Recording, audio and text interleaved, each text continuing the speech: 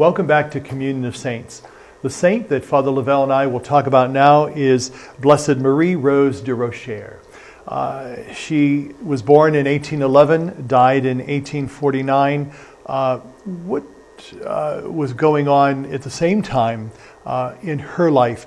She died at the age of 37, so unlike Rose Philippine Duchesne and André Bessette, who lived long life, she lived a rather young life. Well, certainly. But again, to put things into perspective, when we hear 37, 38, a reminder is presidents of the United States at that time, the majority of them were in their 50s. And that would have been an elder statesman. So there still would have been a good amount of life packed into those years. Certainly we see examples of people living much longer during her time, as we've seen in some of our other saints. But it would have been just maybe a little short of an average lifespan, and certainly at the time you would have entered religious life very early. So we're looking at someone that had at least 2 decades in religious life. The interesting thing is that her brother was a parish priest.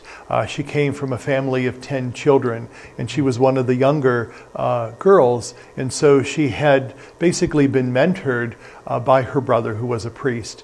And when she entered the religious order of the Sisters of the Holy Name of Jesus and Mary, she went immediately into teaching in a girls' school, which was probably typical at the time.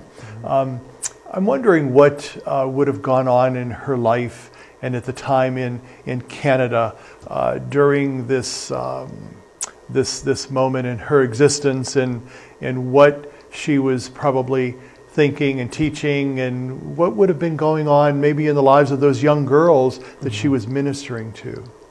Well, certainly Canada would not have been too different from what was going on in the United States. Now, in the United States, we're talking about a time period that is pre-Civil War, at the height of slavery, but not in the north of the United States. That has ended or not existed. And so certainly moving up into Canada, it would have been more of the frontier type lifestyle. Interesting, her and her brother's story are probably not too uncommon in large Catholic families. The tradition would have been, if you had 10 or more children, you're probably going to get a priest out of one of the boys, and you're probably going to get a nun out of one of the girls. It would have been done certainly, we hope, out of devotion and faith, but we also see the struggle for families to care for that many children. And so you would have wanted to marry off as many daughters as you could, but then there might always be the one who is going to be educated to the extent that girls were educated, and fed and clothed and cared for in the religious order. So that may have been the lifestyle that she, when you say mentored by her brother, it may have been that she was mentored by the entire family for this life. And of course, she was beatified in 1982. So a couple of years after the pontificate of John Paul II, who actually beatified and canonized a number of saints. And oftentimes, and we talked about this prior to our show, that there have been some criticism at times that the late Saint John Paul II canonized and beatified so many people. Why did he do that? Well, there's obviously a reason. Well, he did. In his very long pontificate of 25 plus years, did canonize more saints than anyone else, perhaps more saints than decades and centuries saw. But when criticized, John Paul actually responded to that, which most of the time the Vatican doesn't respond to criticism. He responded to that criticism very sharply and very pointedly, that why he was canonizing and beatifying so many people is because the world was in desperate need of so many examples.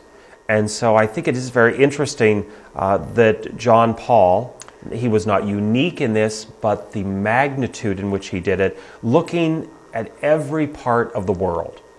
And so certainly reaching not just into the traditional European model of saints, an Italian saint or saints from other very large, predominantly Catholic countries, but he looks to, the West.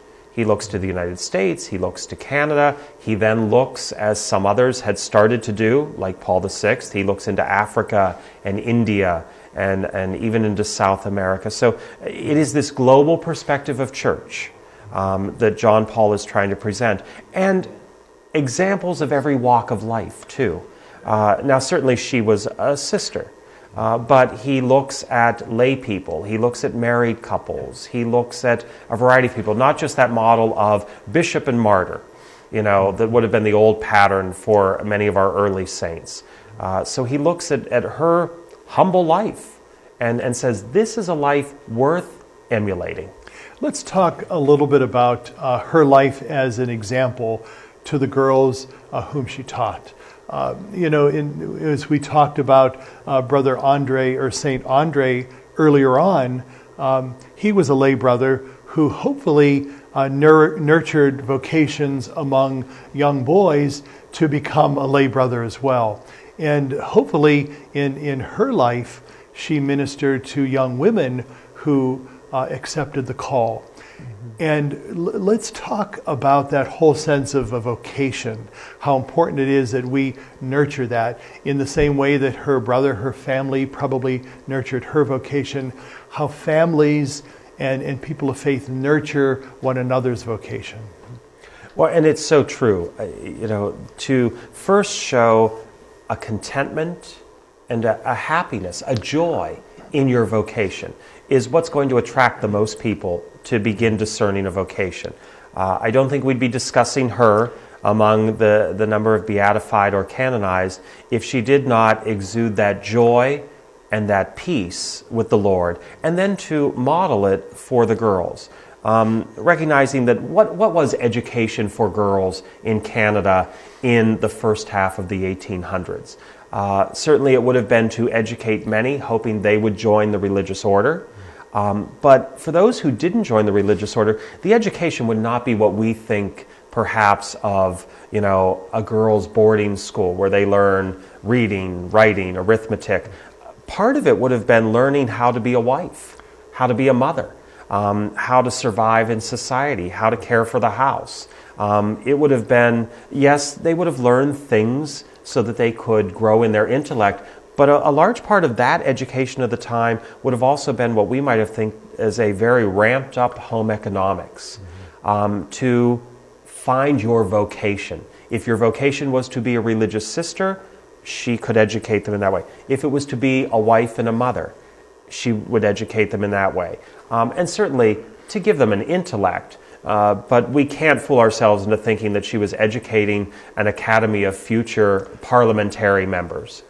Interestingly enough, her feast day is October 6th, but she was just beatified. So we know that she is yet to be canonized a saint. And so the folks that are with us, if they have some intercession, they may want to pray to Marie Rose Durocher for a miracle, for whatever they are asking the Lord for through her intercession. So we ask them to do that, please. And thank you for being with us for this episode of Communion of Saints. And may God be with you.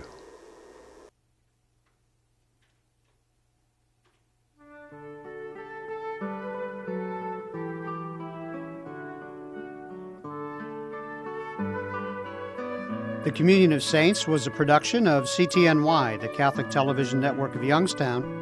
Your program hosts were Father Jim Korda and Father Jack Lavelle.